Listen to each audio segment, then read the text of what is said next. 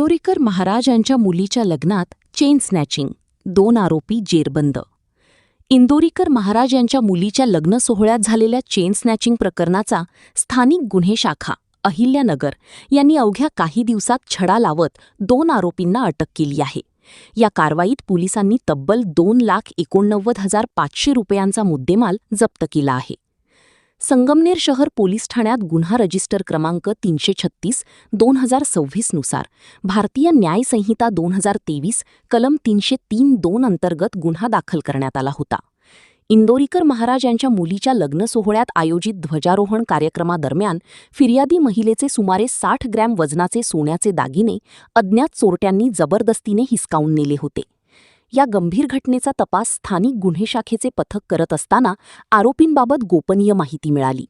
व्यावसायिक कौशल्य आणि तांत्रिक तपासाच्या आधारे हा गुन्हा श्रीरामपूर येथील रेकॉर्डवरील आरोपी सागर सुरेश कांबळे याने साथीदारांसह केल्याचे निष्पन्न झाले. आरोपी चोरी केलेल्या सोन्याची वाटणी करण्यासाठी ममदापूर फाटा येथे येणार असल्याची माहिती पोलिसांना मिळाली.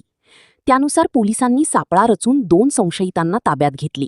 चौकशीत त्यांनी आपली नावे सागर सुरेश कांबळे वय 32 राहणार रामनगर वॉर्ड नंबर 1 श्रीरामपूर आणि बबलू उर्फ अब्दुल इब्राहिम पिंजारी वय 36 राहणार वॉर्ड नंबर 2 श्रीरामपूर अशी सांगितली. अधिक चौकशीत आरोपींनी आतिक अयूब उर्फ आरिफ शेख आणि सनी विलास ढोकणे या फरार साथीदारांसह गुन्हा केल्याची कबुली दिली.